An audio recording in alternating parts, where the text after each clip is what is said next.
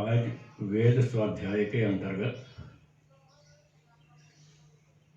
अथर्ववेद के ब्रह्मचर्य सूक्त का छठा मंत्र पढ़ा गया।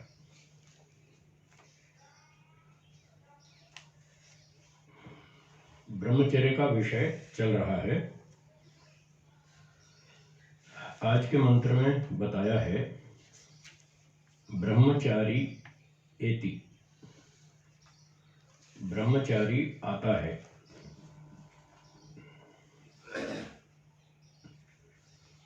समिधा समिद्ध, समिधा से प्रदीप्त होकर, समिधा से प्रदीप्त होकर, समिद्ध जलकर, प्रकाशित होकर वो ब्रह्मचारी आता है। कार्षणम वसानो, काले वस्त्र पहन करके। आप कहेंगे ये काले वस्त्र कहाँ से आ गए? ऐसे तो कहीं भी नहीं देखा, किसी गुरुकुल में नहीं देखा कि ब्रह्मचारी काले कपड़े पहनता है। पर वेद में लिखा है कार्षणम वसानम, काले कपड़े पहनकर। तो ये काले कपड़े ऐसे काले नहीं है जैसे ब्लैक पहन रखे जैकेट, ऐसे काले नहीं। ये कपड़ों का रंग काला नहीं बता रहे, शरीर का रंग। 20-25 साल तपस्या की गुरुकुल में, धूप में काम करना, खेत में जाना, ये करना वो करना, तो धूप लगती है तो शरीर का रंग काला तो हो ही जाएगा। तो यहाँ कार्षणम वसाना का अर्थ है जिसका शरीर का रंग अब काला सा पड़ गया, सांवला सा हो गया धूप के कारण, ऐसा। बाकी तो परंपरा तो सफ़ेद वस्त्र पहनने की ब्रह्मचारियों के लिए। तो कपड़े जो हैं वो भले ही सफ़ेद हैं, लेकिन तपस्या के कारण उसके शरीर का रंग काला हो गया, इसलिए कार्षणम वसाना कह रहे हैं। अर्थात उसने 20-25 साल जम के तपस्या की, इसलिए उसका वर्ण ऐसा हो गया। फिर कह रहे हैं दीक्षित हो, अब वो दीक्षित हो गया। 20-25 साल पढ़ाई की, ईश्वर का ध्यान किया, उपासना की, सेवा की, ज्ञान कर्म उपासना तीनों काम किए, तो अब उसको दीक्षा मिल गई, उसको योग्यता प्राप्त हो गई, उसमें बहुत अच्छा ज्ञान उत्पन्न हो गया जो उसने 20-25 साल तपस्या की। फिर लिखा दीर्घ श्मश्रु, बड़े बड़े बालों वाला।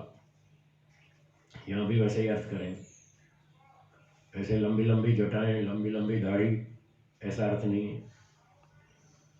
ऐसा अर्थ क्यों नहीं? इसलिए कि सत्यार्थ प्रकाश के 10वें समोल्लास में महर्षि दयानंद जी ने लिखा है कि अगर स्थान गर्म हो, गर्म प्रदेश हो, तो वहाँ बाल काट देने चाहिए। और ठंडा हो तो पहाड़ जैसा हो, बर्फ पड़ती हो तो ठीक है, बाल बढ़ा लो। बुद्धि से काम लेना चाहिए, देश काल परिस्थिति के अनुसार कार्य करना चाहिए।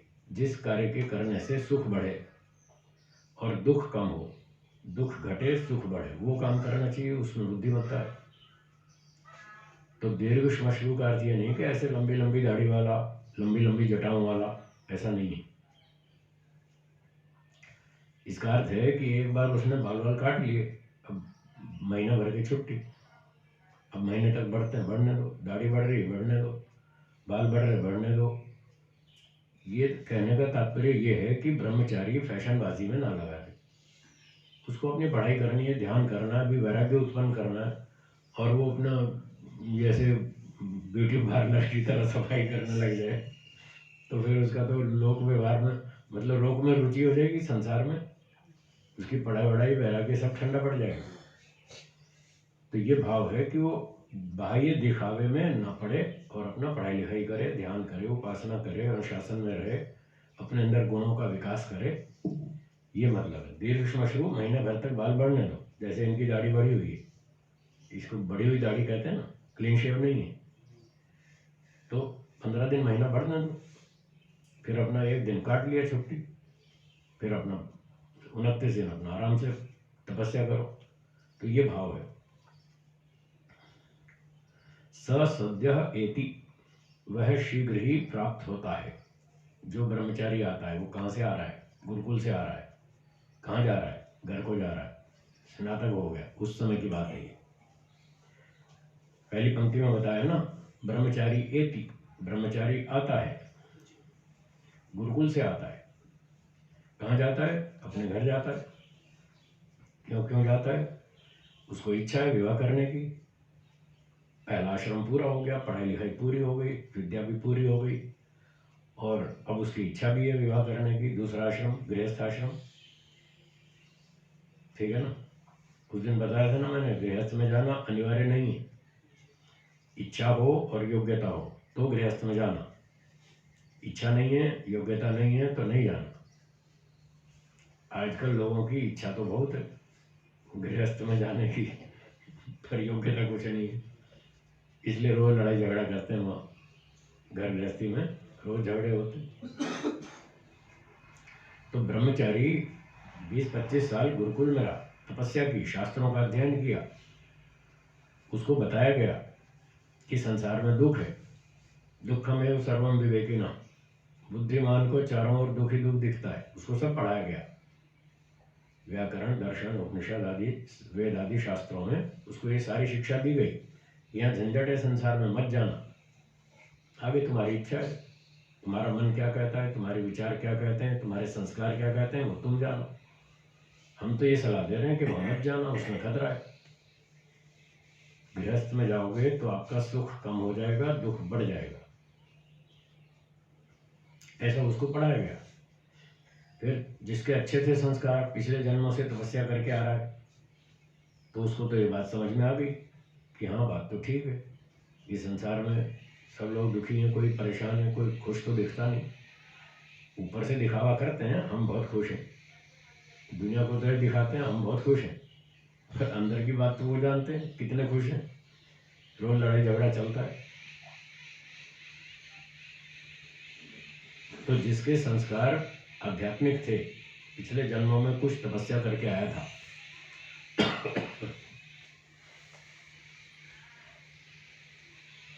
उसको ये बात समझ में आ गई कि मुझे गृहस्थ में नहीं जाना।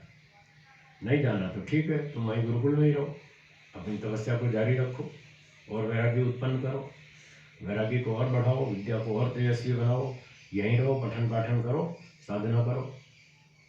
जब ऊंचा वैराग्य हो जाए फिर संन्यास ले लेना यहीं से डायरेक्ट। तो संन्यास के 3 विकल्प हैं। हाँ जी विष्ट जी, संन्यास के 3 विकल्प हैं। एक तो ब्रह्मचर्य आश्रम से डायरेक्ट संन्यास, जैसे महर्षि दयानंद जी ने लिया, हमारे गुरुजी ने लिया, मैंने भी लिया, और भी बहुत सारे हैं हमारे साथी जिन्होंने सीधा ब्रह्मचर्य से संन्यास लिया। एक विकल्प ये है, यदि वैराग्य हो तो, कंडीशनल है। वैराग्य नहीं है तो नहीं लेना, वैराग्य हो जाए तीव्र तो लेना। दूसरा ऑप्शन है कि ब्रह्मचर्य की समाप्ति पर उसको वैराग्य नहीं हुआ, तो फिर उसने देखा भाई सारे लोग शादी कर रहे हैं, अरे करोड़ों लोग शादी कर रहे हैं, सारे लोग मूर्ख नहीं होंगे, कुछ तो इसमें होता होगा सुख, तभी तो जा रहे हैं सब शादी कर रहे हैं। तो उसके मन में शंका हुई कि इतने सारे लोग शादी कर रहे हैं, कुछ तो होता होगा, चलो मैं भी करके देखता हूँ, जो भी है मैं भी परीक्षण कर लूँ इसमें कितना सुख कितना दुख। तो उसको लोगों को देखकर संशय हो जाता है कि शायद गृहस्थ में कुछ सुख होता हो, इतने लोग जा रहे हैं। अथवा उसको भ्रांति थी, अविद्या थी पिछले जन्मों के संस्कारों से कि गृहस्थ में तो बड़ा सुख है। लोग कहते हैं गृहस्थाश्रम स्वर्ग आश्रम, ऐसा कहते हैं। हाँ ठीक है, वो स्वर्ग है तब है जब स्वर्ग के नियमों का पालन करो, तब तो स्वर्ग है, और नहीं तो नरक है, नियम भंग करोगे तो दंड मिलेगा। अब गृहस्थ के नियम तो पता नहीं लोगों को, वो वाक्य तो रट लिया कि गृहस्थ आश्रम स्वर्ग आश्रम है, वो तो रट लिया, और स्वर्ग के नियम तो पता ही नहीं कि वहाँ पंचमा यज्ञ हर रोज करने पड़ेंगे, 10 बजे सोना पड़ेगा, सुबह 4 बजे रोज उठना पड़ेगा, संडे मंडे की कोई छुट्टी नहीं है, होली दिवाली की कोई छुट्टी नहीं है, 365 दिन यज्ञ करना पड़ेगा, 365 दिन सुबह शाम उपासना करनी पड़ेगी, वेदों का स्वाध्याय चालू रखना पड़ेगा, उसकी छूट बंद करने की छूट नहीं है, ईमानदारी से मेहनत से बुद्धि से पैसे कमाने पड़ेंगे, झूठ छल कपट का प्रयोग नहीं करना, अब ये नियम है गृहस्थ के कोई पालन करे तो ठीक है, उसको थोड़ा बहुत सुख मिल जाएगा। अब वहाँ दिन भर तो धंधे में झूठ बोलते हैं। एक व्यक्ति से मैंने पूछा जी आप धंधे में झूठ बोलते हैं? बोले हाँ। मैंने कहा क्यों बोलते हैं? बोले हम तो गृहस्थी हैं। मैंने ये अच्छा रट लिया, हम तो गृहस्थी हैं। भाई कौन से शास्त्र में लिखा है कि गृहस्थी को झूठ बोलने की छूट है? उसको कोई पाप नहीं लगता है। ब्रह्मचारी हो, गृहस्थी हो, वानप्रस्थी हो, सन्यासी हो, कोई भी हो, झूठ बोलना सबके लिए अपराध है, सबको दंड मिलेगा। लोग शास्त्र पढ़ते नहीं, समझते नहीं, ऐसी मनमानी करते हैं, दंड का तो पता ही नहीं, इसीलिए तो लोग नशे में चल रहे हैं। तो दंड उनको समझ में नहीं आ रहा, इसलिए गलतियां करते हैं। जिसको समझ में आ जाता है वो सुधर जाता है। मैं कितने समय से कह रहा हूँ, दंड के बिना कोई सुधरता नहीं। वो दंड समझ में आना चाहिए। या तो दंड भोगो तब दिमाग ठीक होगा, या फिर बुद्धि से समझ लो कि मैंने गलती की तो ये दंड मिलेगा। यहाँ समझ में आ गया तो आप गलती नहीं करेंगे। यदि यहाँ भी समझ में नहीं आया और दंड भोगा भी नहीं, तो फिर तो व्यक्ति कहता देखी जाएगी, जो होगा देखी जाएगी, अभी तो कर लो, अभी तो मजा कर लो। एक व्यक्ति ने पूछा कि लोग गलती करते क्यों हैं? जब दंड मिलता है तो गलती करते क्यों हैं? मैंने कहा इसलिए करते हैं कि गलती करने में मजा आता है, सुख मिलता है, इसलिए तो गलती करते हैं। गलती करते समय उनको सुख मिलता है, इसलिए गलती करते हैं। और अगर उसी समय दुख भी समझ में आ जाए कि हम गलती करेंगे तो हमको दंड मिलेगा, वो भी समझ में आ जाए तो व्यक्ति गलती नहीं करेगा। क्योंकि ये आत्मा का स्वभाव है, वो दुख को नहीं चाहता। दुख से उसको स्वाभाविक द्वेष है, स्वभाव से दुख उसे पसंद नहीं बिल्कुल भी। और जब समझ में आ रहा है कि मैं गलती करूंगा मुझे दंड मिलेगा, तो फिर वो गलती नहीं करता। अब जिसको समझ नहीं आता वो करता है। तो उसको समझ में नहीं आया ब्रह्मचारी को, उसको लगा कि संसार में बड़ा सुख है, मैं तो शादी करूंगा। तो गुरुजी ने कहा ठीक है जाओ कर लो अपना परीक्षा। जो तुम्हारे मन में संशय है या भ्रांति है कि गृहस्थ में बड़ा सुख है, जाओ परीक्षा कर लो अपनी। तो गृहस्थ आश्रम संसार के सुख दुख का परीक्षण करने की प्रयोगशाला है। क्या बोला, दोहराइए। गृहस्थ आश्रम संसार के सुख दुख का प्रयोग करने, परीक्षण करने की प्रयोगशाला। ये तो लेबोरेटरी है, जाओ परीक्षण कर लो, जैसे लैब में लोग एक्सपेरिमेंट करते हैं। हमेशा के लिए गृहस्थ आश्रम नहीं है।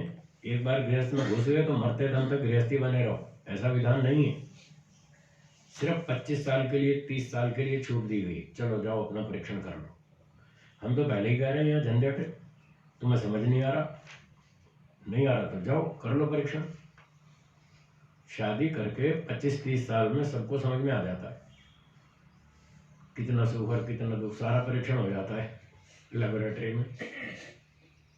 तो जब समझ में आ गया कि यहाँ झंझट बहुत है, पहले गुरुजी ने समझाया था कि शादी मत करो, तब समझ में नहीं आई, अब मार खा के आ गई अक्ल, अब समझ में आ गई कि यहाँ तो वास्तव में झंझट है। तो फिर बोला गुरुजी क्या करूँ? बोले चलो निकलो यहाँ से वानप्रस्थ। फिर वानप्रस्थ में जाओ, ये तीसरा आश्रम शुरू हो गया। तो वानप्रस्थ उनके लिए है जो गृहस्थ में जाएंगे, उनके लिए वानप्रस्थ है। अब आपका परीक्षण पूरा हो गया, अब चलो यहाँ से फिर वापस मोक्ष के मार्ग पर चलो, फिर से लक्ष्य तो वही है। अगर किसी को गृहस्थ में 5-10 वर्ष के बाद तीव्र वैराग्य हो जाए, जैसे महर्षि दयानंद जी को था, महर्षि पतंजलि जी को था, जैसा उन्होंने योग दर्शन में लिखा है, दृष्टानुश्रविक विषय वितृष्णस्य वशीकार संज्ञा वैराग्यम, ऐसा तीव्र वैराग्य हो जाए तो दूसरा ऑप्शन है वो गृहस्थी से डायरेक्ट संन्यास ले सकता है, ऐसा भी ले सकता है।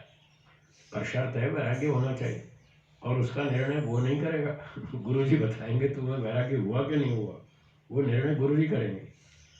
प्रमाण पत्र तो वही देंगे, परीक्षा वही लेंगे आपकी। तो ये दूसरा ऑप्शन है।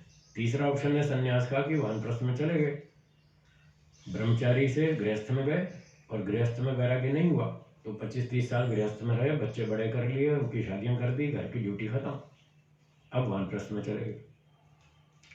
फिर वानप्रस्थ में 10 साल, 15 साल, 20 साल तपस्या की, फिर शास्त्रों को दोबारा पढ़ा, अब तीव्र हो गया वैराग्य, विद्या भी पढ़ी, वैराग्य भी ऊंचा उठाया, साधना भी की, ध्यान भी, उपासना भी की, सारे काम किए। अब जब तीव्र वैराग्य हो गया तब फिर वानप्रस्थ से संन्यास, ये तीसरा ऑप्शन। तो तीनों विकल्प हैं वो योग्यता पर आधारित है। वैराग्य की योग्यता यदि ब्रह्मचर्य आश्रम में बन जाए तो वहीं से डायरेक्ट संन्यास लेंगे। यदि वैराग्य की योग्यता गृहस्थाश्रम में बन जाए 5-10 साल में, तो वहां से डायरेक्ट संन्यास लेंगे, फिर वानप्रस्थ को छोड़ देंगे, नहीं लेंगे। और यदि यहाँ भी नहीं हुआ, ब्रह्मचर्य में भी वैराग्य नहीं हुआ, गृहस्थ में भी नहीं हुआ, तो फिर सामान्य नियम है, तीसरा आश्रम वानप्रस्थ में जाओ, फिर वहां जब वैराग्य हो तो संन्यास लेना। ये 3 विकल्प है। यदि वानप्रस्थ में रहते हुए भी वैराग्य नहीं हुआ तो कोई बात नहीं, उसी में रहो। जिस ब्रह्मचारी को ब्रह्मचर्य आश्रम में वैराग्य नहीं हुआ पर उसको विवाह तो नहीं करना, उसकी इच्छा नहीं है, उसको समझ में आ गया कि विवाह करूंगा तो मेरी झंझटें, समस्याएं बढ़ेंगी और मैं तो बढ़ाना नहीं चाहता, मैं तो अपने लक्ष्य पर जाना चाहता हूँ, शॉर्टकट मारूंगा, तो कोई बात नहीं, वो गृहस्थ में नहीं गया, गुरुकुल में ही रहा, तपस्या करता रहा और आजीवन उसको तीव्र वैराग्य नहीं हुआ तो कोई बात नहीं, उसी में रहेगा, ब्रह्मचर्य आश्रम में ही रहेगा, ब्रह्मचारी रहेगा और अपनी तपस्या करता रहेगा अंतिम समय तक। जो कमियां रही वो अगले जन्म में फिर पूरी करेगा। तो ये व्यवस्था है शास्त्रों में जो बताई है। तो ये ब्रह्मचारी जो है, ये आती ब्रह्मचारी एति, वो आ रहा है, कहाँ आ रहा है, अपने घर जाएगा, गुरुकुल से आ रहा है, घर जाएगा, तो उसको समझ में नहीं आया कि यहाँ संसार में दुख है, उसके मन में संशय है या भ्रांति है, तो वो अपनी भ्रांति संशय दूर करने के लिए गृहस्थ में जाता है। तो सद्य एति, वो शीघ्र ही प्राप्त होता है, दीक्षित हो चुका है, स्कॉलर बन चुका है, स्नातक बन चुका है, विद्या में स्नान कर चुका है, विद्वान बन चुका है। तो अब उसने देखा मेरे पास शक्ति है, सामर्थ्य है, विद्या है, बुद्धि है, सभ्यता है, नम्रता है, समर्पण है, सेवा है, कुछ पैसे कमाने की क्षमता भी है, तो वो फिर अब जाएगा गृहस्थ में, पैसे कमाएगा, खाएगा पिएगा, 5 इंद्रियों के भोग भोगेगा और सारा परीक्षण करेगा। तो कह रहे हैं पूर्वस्मात् उत्तरम समुद्रम एति, पूर्व समुद्र से उत्तर समुद्र को प्राप्त होता है। पूर्व समुद्र था ब्रह्मचर्य आश्रम, उत्तर समुद्र है गृहस्थ आश्रम, तो वो गृहस्थ आश्रम में प्रवेश करता है विधिवत न्यायपूर्वक, जैसा शास्त्रों का विधान है पढ़ लिख करके। फिर वहाँ पंचमहायज्ञ का अनुष्ठान करता है गृहस्थ में, जैसे बताया, जल्दी सोना, जल्दी उठना, व्यायाम करना, शाकाहारी भोजन खाना, सुबह शाम ध्यान करना, हर रोज हवन करना, अच्छे विद्वानों का सत्संग करना, प्राणियों को भोजन देना, ये सारे पंचमहायज्ञ वो करता है। लोकान समगृभ्य, और लोक संग्रह करता है, समाज के अंदर अच्छे काम करके अपनी प्रतिष्ठा बनाता है, अपने आप को समाज में स्थापित करता है, एस्टेब्लिश करता है। वो नहीं करेगा तो उसका खाना पीना खर्चा कैसे चलेगा, तो उसको अपनी छाप समाज में बिठानी पड़ेगी। मैं अच्छा आदमी हूँ, मैं पढ़ा लिखा हूँ, मैं विद्वान हूँ, मैं समाज के लिए उपकारी हूँ, तो आप मेरी ये सेवाएं लीजिए। जैसे आजकल डॉक्टर इंजीनियर लोग काम करते हैं तो उनकी योग्यता देखकर लोग उनको सम्मानित करते हैं, धन भी देते हैं। तो ऐसे ही वो उत्तर समुद्र को प्राप्त करके लोक संग्रह करेगा, लोक में अपनी प्रतिष्ठा बनाएगा, जिससे उसका काम धंधा व्यापार भी चलता रहे, पैसा भी मिलता रहे, खाना पीना घर गृहस्थी भी ठीक चलती रहे, इसलिए वो ये काम करेगा। मुहुराचरिकृत,